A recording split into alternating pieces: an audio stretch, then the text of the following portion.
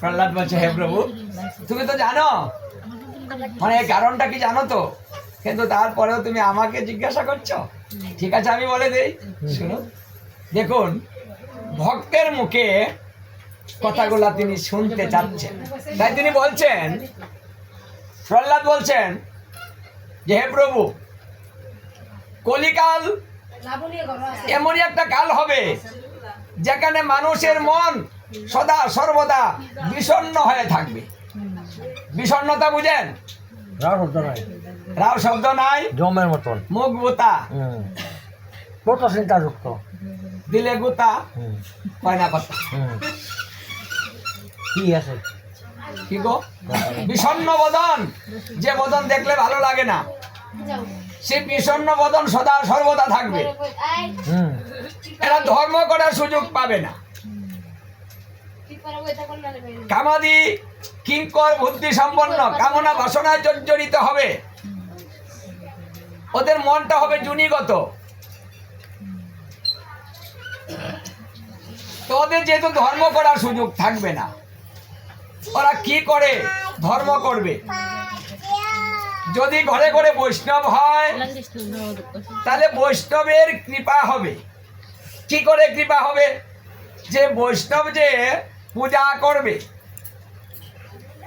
বৈষ্ণব নাম করবে, এই নাম সবাই শুনতে পারবে। সবাই কিন্তু ঠাকুর করে যায় না, পূজা করে না, ঘন্টা বাজায় না, সবাই করবে না। হ্যাঁ, কার করে করে করে? কোন পুরুষটাই করে গো? কয়জনে করে? করে না। তাহলে এদের গতিটা কিভাবে হবে? বৈষ্ণব যদি একটা বাড়িতে থাকে, সে বৈষ্ণব যদি মঙ্গল আরতি করে, ঘন্টা বাজায়, একটু হরিনাম করে, একটু প্রসাদে নিবেদন করে, প্রসাদটা একটু হাতে হাতে দেয়, তাহলে কি হবে? বৈষ্ণবের সেই প্রসাদ হলো প্রভু তোমার কৃপা। তাই প্রসাদ যদি সবাই পায়, তোমার কৃপাটা সকলেই পেয়ে যাবে। যদি হরিনাম করে, তাহলে হরিনাম সেই ইচ্ছায় অনিচ্ছায় যে কোনো ভাবে হোক, যদি তার কর্ণ গোবরে মানে ওটা পৌঁছে যায়, তাহলে নামে ক্রিয়া হবে। এইভাবে প্রতিদিন যদি সে এই বৈষ্ণবের মুখে নাম শুনে আর প্রসাদ পায়, এই পূজার শব্দ শুনে, তাহলে তার পরিবর্তন আসবে, তোমার কৃপা লাভ হবে, তাহলে কলিজীবের গতি হবে। বৈষ্ণব বিনা এই কলিকালে এত সহজে অন্য কোনো ভাবে গতি নাই। কারণ বৈষ্ণব সেবা করালে 1 কোটি ব্রাহ্মণ পূজন হয়। একজন বৈষ্ণবের সঙ্গে 1 কোটি ব্রাহ্মণ এক সমান। এই পুরুষোত্তম মাসে যদি বৈষ্ণবের মুখনিসৃত বাণী কেউ শ্রবণ করে আর একটা কথা পালন করে, তাহলে সেই ব্যক্তি সমস্ত অপরাধ থেকে মুক্ত হয়ে ভগবত ধাম প্রাপ্ত হয়।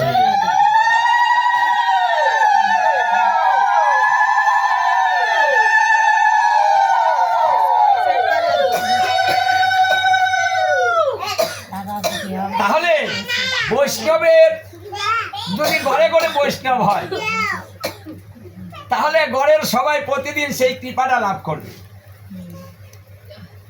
এই জন্য আমি কলিজীবের এত সহজ পন্থা আর দেখতে পাচ্ছি না।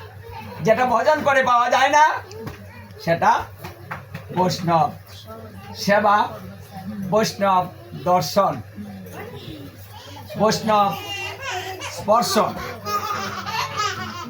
বৈষ্ণবের মুখনিসৃত বাণী, বৈষ্ণবের প্রসাদ, বৈষ্ণবকে কিছু দান করা, অন্নদান, বস্ত্রদান। এই কলিকালে 2টা দান কিন্তু শ্রেষ্ঠ দান। অন্নদান, কারণ অন্ন হচ্ছে বিষ্ণু, অন্ন ব্রহ্ম রস বিষ্ণু ভুক্তা দেব জনার্দন আহারে সর্বভূতানাং ইদং অন্ন অমৃতায়। প্রত্যেকটা অন্ন একটা করে ব্রহ্ম, আর এই অন্ন থেকে যে রস পাই সেটা হচ্ছে বিষ্ণু, আর সে বিষ্ণু হচ্ছে আমাদের প্রাণ। এই জন্য অন্নদান শ্রেষ্ঠ। অন্নদান মানে প্রাণ দান করা হয়। স্বয়ং ভগবান বিষ্ণু তাকে দান করা হয়। এই জন্য অন্য যত বেশি দান করা যায়, এই জন্য অন্যের উপরে কিছু বিচার আছে।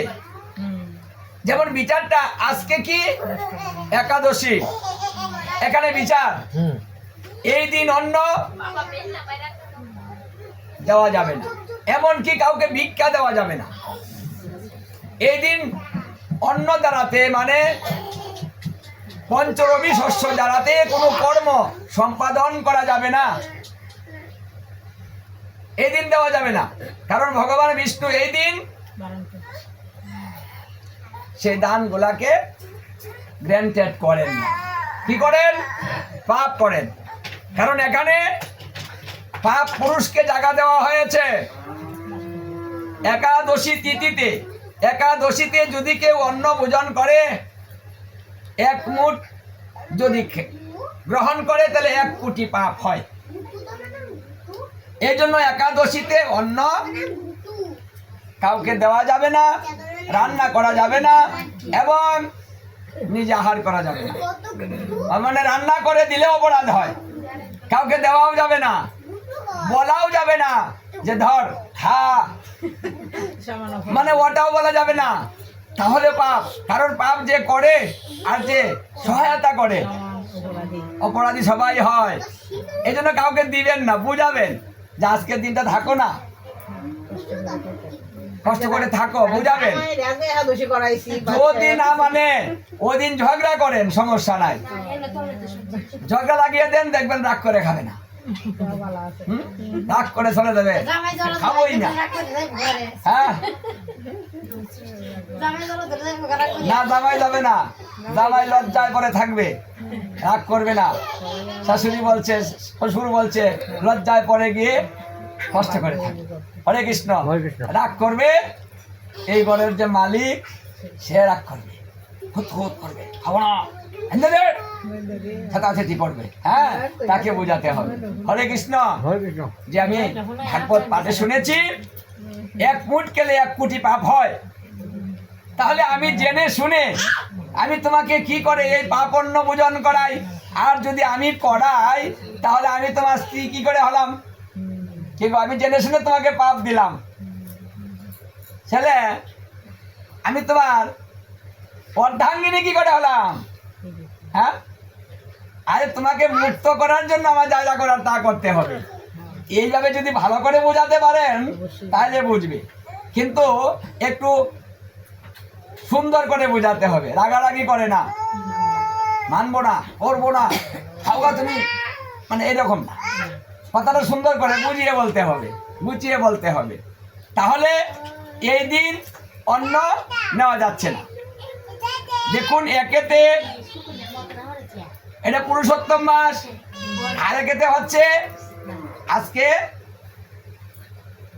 একাদশী। তাহলে দেখুন, দুটাই ব্রত। আজকে গীতা ভাগবত শ্রবণ করলে, অন্য দিন শ্রবণ করলে যা হয় তার চাইতে 1 লক্ষ গুণ বেশি হবে। মানে আজকের দিনটা মানে এত লাভ, এই মাসটার লাভ তো আছেই, আজকে বিশেষ দিনের লাভও আলাদা আছে। হরে কৃষ্ণ। তাহলে দেখুন, যারা ভাগ্যবান ভাগ্যবতী, এই দিনে তারা এই গীতা ভাগবত শ্রবণ করতে পারে, সাধুগুরু বৈষ্ণবের সঙ্গ করতে পারে, একটু প্রসাদ পেতে পারে। যারা ভাগ্যবান ভাগ্যবতী, যারা স্বল্প পুণ্য নিয়ে এসেছে, এই দিনে ভালো কাজে অংশগ্রহণ করিতে পারে না। সবাই কিন্তু সব কাজ করতে পারে না। তার জন্য চাই ইচ্ছা, তার জন্য চাই ভক্তি, তার জন্য চাই মনের একাগ্রতা। আমার ইচ্ছাটা প্রবল থাকতে হবে। আরে ভগবান বলেছেন, মানুষ যদি ইচ্ছা করে তার ইচ্ছা পূর্ণ করি, ইচ্ছা পূর্ণ না করে আমার ধাম প্রাপ্ত পর্যন্ত আমি করি না। মানে মানুষের ইচ্ছা পূর্ণ হবে। তবে এখানে একটা কথা হলো যে ইচ্ছাটা কি এবারেই পূর্ণ হবে? মানে আমি যা চাইলাম আমি কি এখনই পাবো? না, এর নিশ্চয়তা দেন না। ইচ্ছা পূর্ণ হবে, এবার যদি না হয় তাহলে পরে হবে, পরজন্মে হবে, কোনো না কোনো জন্মে হবে, ইচ্ছা পূর্ণ হবে। এই জন্য এমন ইচ্ছা করতে নেই যে ইচ্ছা আমার জনম অনেক জনম পার